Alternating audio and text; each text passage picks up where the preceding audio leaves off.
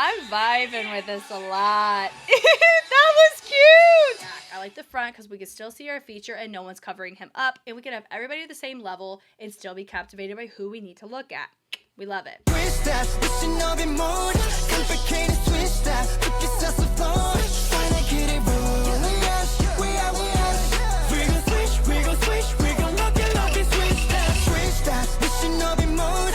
Hi everybody, my name is Jessica Holyfield and I'm a professional dance choreographer and dance educator based out of the southeast of the United States, and we're here checking out a J-pop group. I have not seen any of their stuff yet, and it is Psychic Fever. So many of you guys have requested me to look at the group, but there hasn't really been any tracks that stick out, just the group themselves. So we're looking at the most recent release based on their channel, Swish.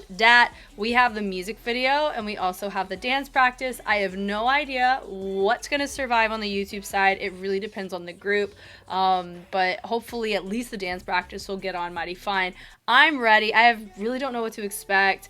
I have seen Battle of Tokyo 2024, and that just got blocked on YouTube, but it's on Patreon for you to enjoy if you want to watch my first exposure to the group in that capacity, but I'm ready to get into it. Let's go. Dance practice is pulled up. Hopefully both videos make it onto YouTube, but I feel like if anything will, it is this. I really like the song. The auto-tune in the beginning is really fun. I like his voice a lot. Pants though, here we go. Like, this is sick. Hey. Hey.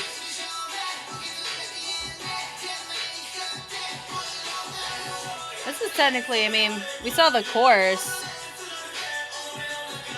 but this is the first time I'm seeing their choreo format, whether it's normal or an outlier of what they do. I'm ready. Yeah. Yeah.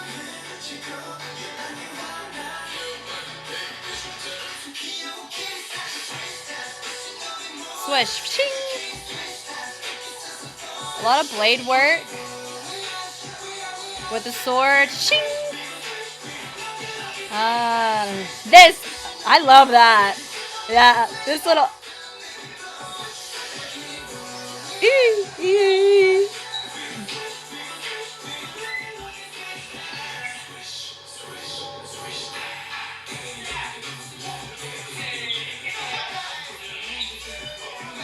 He said ninjutsu. Let's go.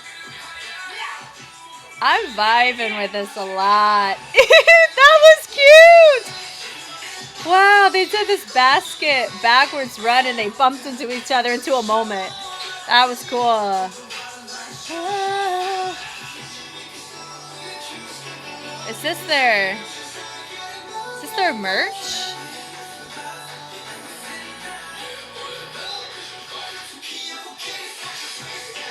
Hey. And so instead of the second half of the chorus, they brought it into the first half of the second chorus. Just different upper body. They kept that. It's the same second half, but different first halves of our chorus. Swish, swish. I like this pop. You gotta slide it. Yep.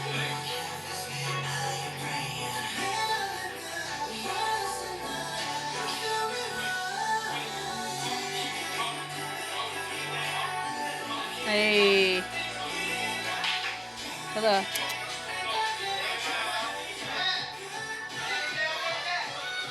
You better. Hey.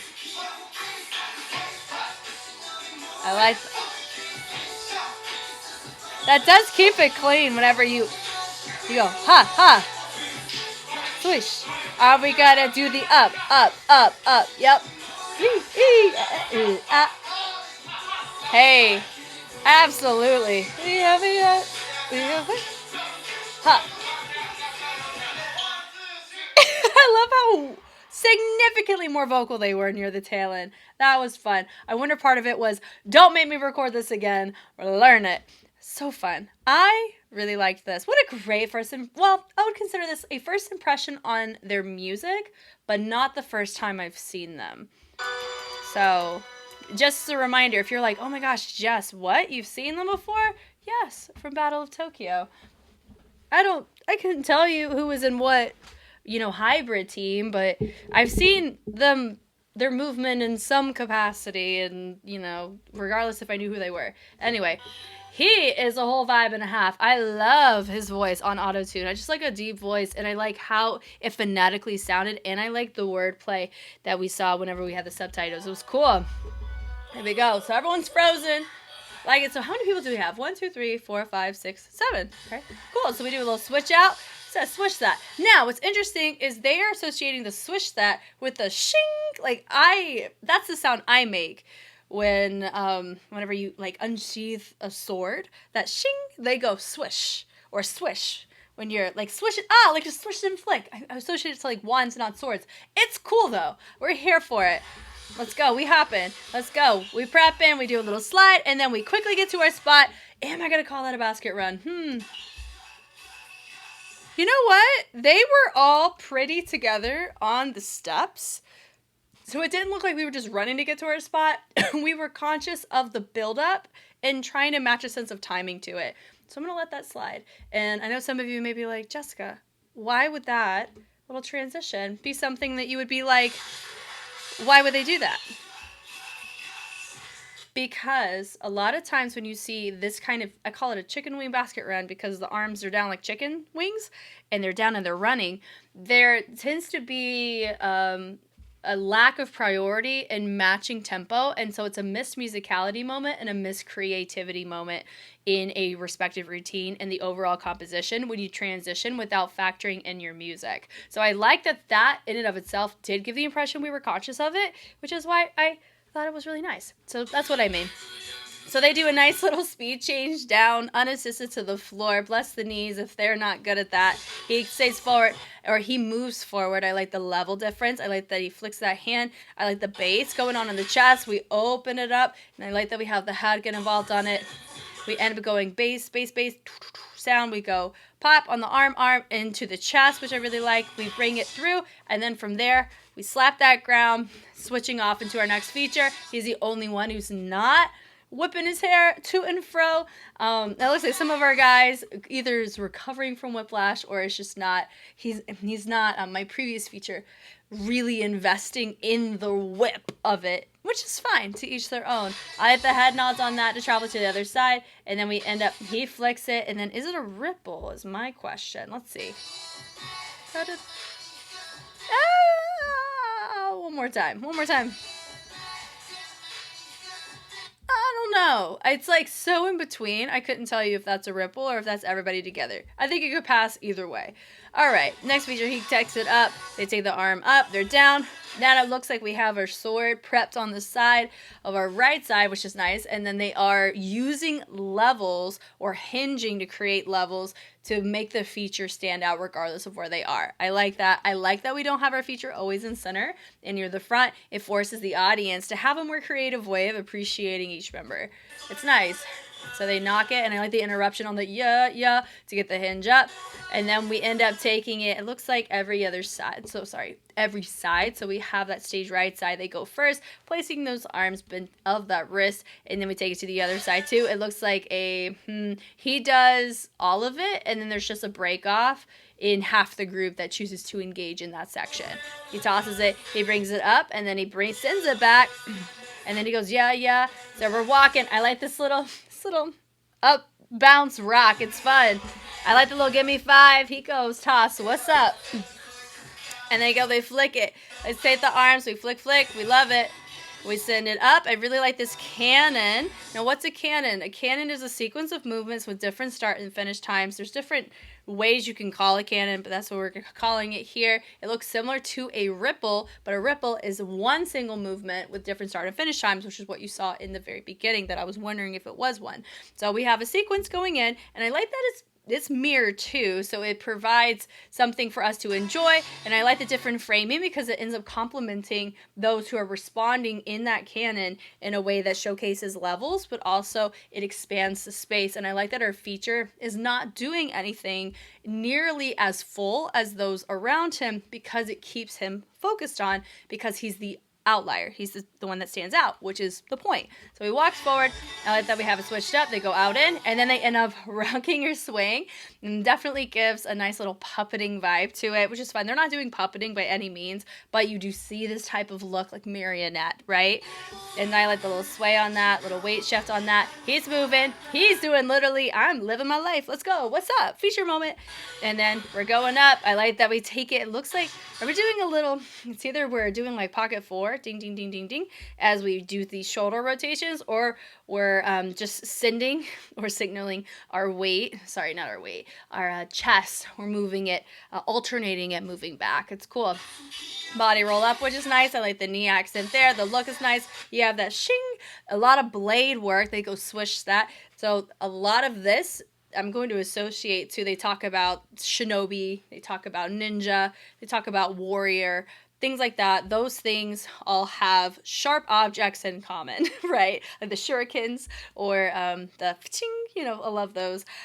For me, I'm like diving into my Naruto bag of lore. Yes, I am a huge fan of Naruto. I have the whole manga collection. That's a fun little tidbit I'll leave you with today. Anyway, but I like that we have blades, because blades are a really nice way of creating sharp angles and lines that a lot of times we associate to sharp weapons, right? Because they're pointed at the end. So they get somewhere sharply. We associate the word as well.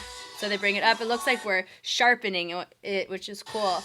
Then they bring it forward. And I like this little sway. It was cool, and it's polyrhythmic, meaning that there's multiple things happening at the same time, multiple rhythms that are different. That can be on your timings. It can also be on different planes that you're navigating your movement to.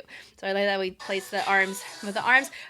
We place the arms with the arms. Try again. We place the arms where they're connected, and I like that we're moving them and shifting them in our timing, and they go up, and it looked like a milli in the music video, but I like that we have it. It's a little bit different. I do know in the J-pop space, individuality is definitely something promoted way more compared to K-pop. And so I know that going in, so I don't look at synchronicity as aggressively unless you guys tell me that a group is known for synchronicity, and then we can add it as a factor whenever we do a review. But I really like this. It's cool.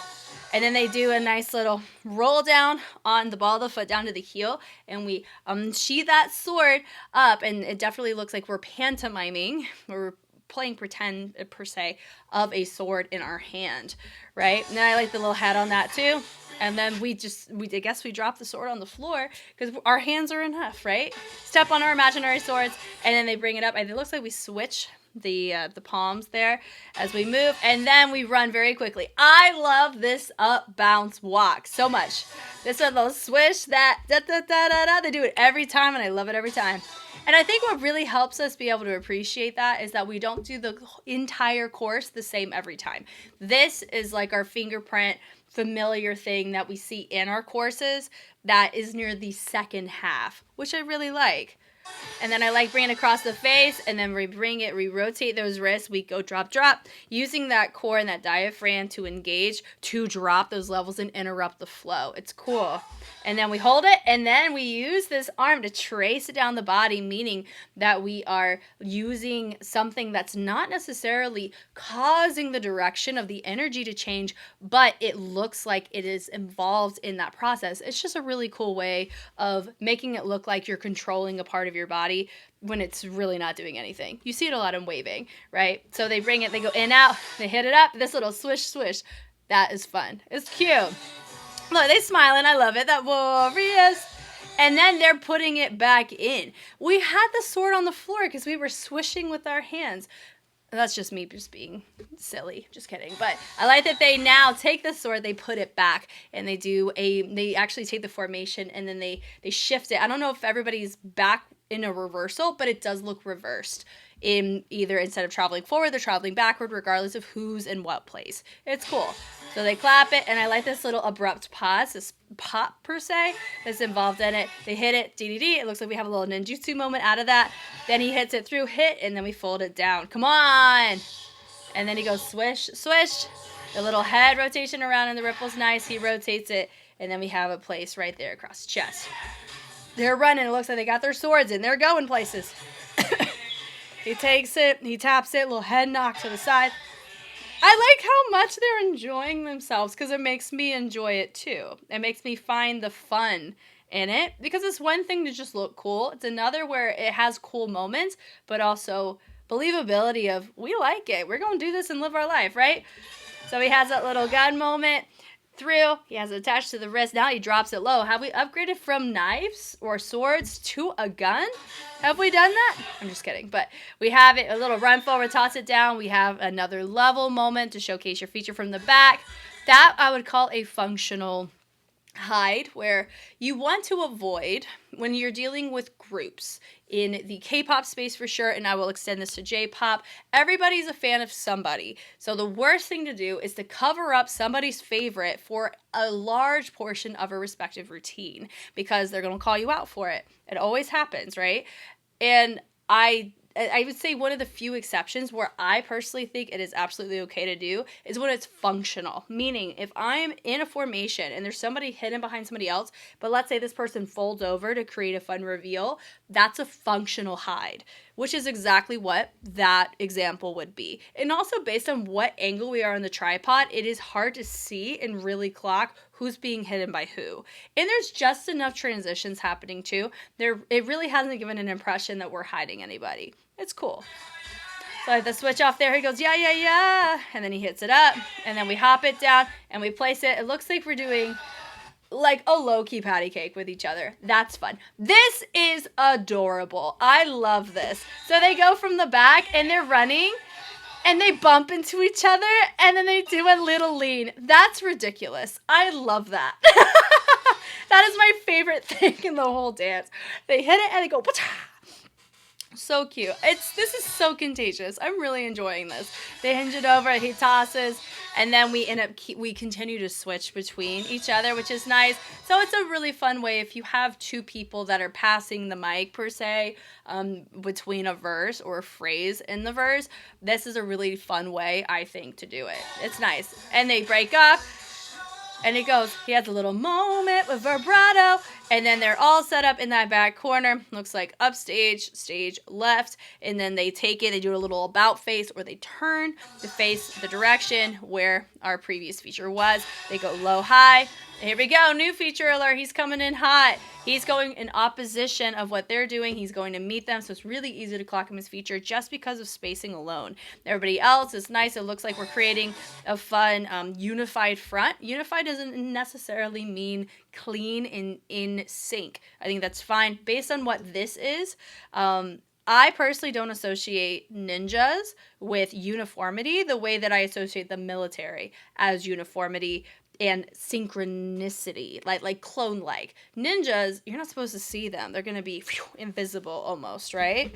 I see that as you're being stealthy. So having lightness and not heaviness in your movement, I think helps with your concept more so than being super clean. But I think it depends on the person and what they were exposed to whenever they think of ninjas, right? And also because I grew up, I just sped that up, my bad. Because I grew up on Naruto, every ninja was different. And so I've already had it imprinted that ninjas have individuality and they all have their own charms of beating up their opponent. That's just me though. Who knew? I had no idea I was going to be using Naruto as much as I was for a review. This is so fun. Okay. So they hit it down. I like the transfer from the back leg to the front. Looks like we made it more legato or smooth as we transfer it up. And then we have this little this regression of, what is it? Like, whenever you have air leave something, it's kind of like that. It's cool.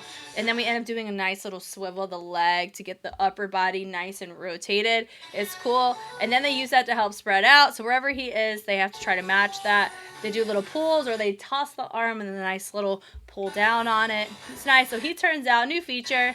So then they're low. They switch. So out of everything, the only thing that I could think as a observation is I'm seeing a lot of our arms down with our hinge over for a transition.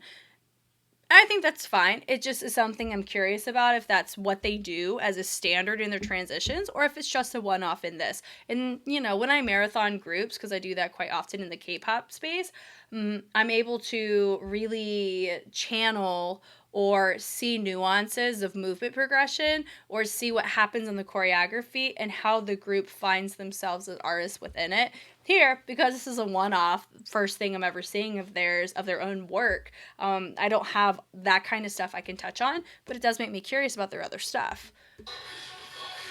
They look like genuinely fun people to be around. It's nice. So I love that. So now note that we're taking our upper body and we're, going up on the counts versus down on the counts, which helps make it look more light in comparison to heavy. And I like that we have just a different buildup on the arms. And then we're using that to help create a V. And then we take it and we're going karate chop, nice. And we take our arms and we send it off, and then our body corrects to make it a fixed point.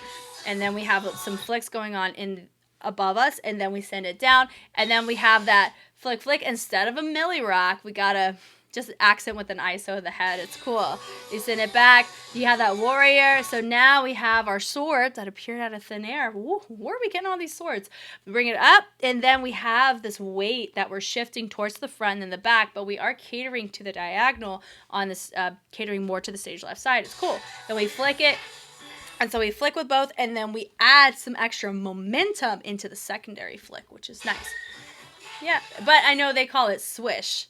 It's just interesting, and I'm curious if you're somebody who is Japanese or from another culture or country. I want to know, what do you associate like a sword whenever you see it go across? What sound you normally make, because I do know, depending on the country, your onomatopoeias are a little different, and it's kind of fun. So it's fun to learn these things. So they end up going lower level, and then goes back to this sequence that we saw in the first course. And it looks like it's the same guy that's in charge of this particular section of the course. And they go swish, swish, come on, fringe, fringe shows all. And they double it, and they open it up, trace it. He's tracing with that thumb, and I love that. And there's that swish, swish. There's that warrior. Then we're bringing it back. So I guess we have two swords now in our side, ready to go. And we swish, swish, same as before. And now we are all facing back except for your feature. They take it, they open from the back to send it off to the sides. I like the fist. Definitely makes it feel strong, especially the openness of those arms. I like that he's looking. He brings it down. So we have opposition of transition. So that has your feature be the only one moving in the different direction. A very easy way to clock a feature. It's nice. We look there. Now everyone's moving. Now he is also closer to us than everybody else, so it keeps us focused on him as well. Come on now. Feature moment. Here's the thing. I don't know if I'd ever wear those pants unless I was dressing up in a Lisa Frank themed outfit. And if you know Lisa Frank, it had everybody my age in elementary school in a chokehold. And I'm sure I'm not the only person. And it's not elementary school exclusive either, so I don't want to say it's childish. No. It's very neon. I am not a very neon person as much anymore compared to my days back in the day. But I vibe with that. I don't know how I would utilize that in my particular capsule or wardrobe. But I respect the ability to just show up in a dance practice sporting bright neon zebra pants. We love it. Come on now. They could also be tiger stripes. I don't know. I'm going to say zebra, though, for today. But they also have a tiger on their shirt. Yeah, cool. So they take it up, and I like the toss, and I'll notice how they get significantly more vocal here. Like, they're hitting the choreographer lingo. And what I mean by that is whenever you listen to the behind the scenes in dance practices, you're going to hear the choreographer or the performance director when they're going over the dance. You're going to hear them either use sounds, phonetic, like onomatopoeia sounds, or you're going to hear them say keywords to help people remember what changes or modifications or focuses exist within the dance. For me, I do that. It's something that no one really teaches you. You just end up doing, either based on observation or based on your own perspective as a choreographer or a teacher. So that's kind of what it feels like we're doing. We're going over corrections, or we're vocalizing the corrections or the sounds to stay together. It's really fun. And they end up taking it speed change to the outside. We melt it up, and I like the bleed in is nice. And then we open it up. Let's go. We're walking. The ball changes with the bleed out, and we go up, up, up. Come on now. He punches it. Ball changed. We hit it down. Low, high, speed change on the head. I like that they're all creating a circle. Notice that we have an open space here near the front and in the back. I like the front because we can still see our feature and no one's covering him up. And we can have everybody at the same level and still be captivated by who we need to look at. We love it. That's why, side note, I love fixed cams. As fun as a moving cam is, a fixed cam allows us to appreciate the transitions and the reasoning behind the formations. We love it. Here we go. He opens it, we turn it, they rock it back. Let's go. Bass and bass. I like the A. We hyping each other up. Let's go. And they do a little switch off between each other before we transition out. And when you have that switch, different choreo now. We go low, low, and then we're, sharpening that sword. It feels very similar to the first course. It looks more full, though. Could it be the energy output or the fact that we've been exposed to what we've been exposed to and then we are revisiting it? I don't know, but I like it. And they go, ha, ha. It's nice. It's good. It's a good motivator. And they go, swish that. Love it. With the blade. And then we rotate it, hit into the hit, hit. So some key points we're seeing is this and this. Love it. Then you have that warrior. This is the first course choreo. So what they did is they bookended their courses. So instead of the first and the second course being the same, they made the second halves the same, but the first halves different.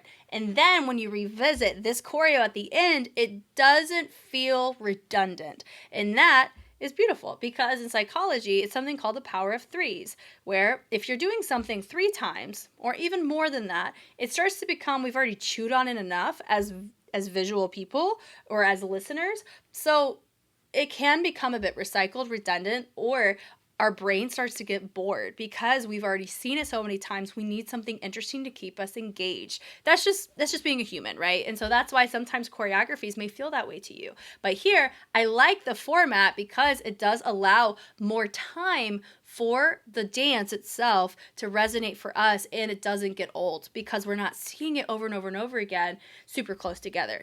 It's nice. Yeah, that swish.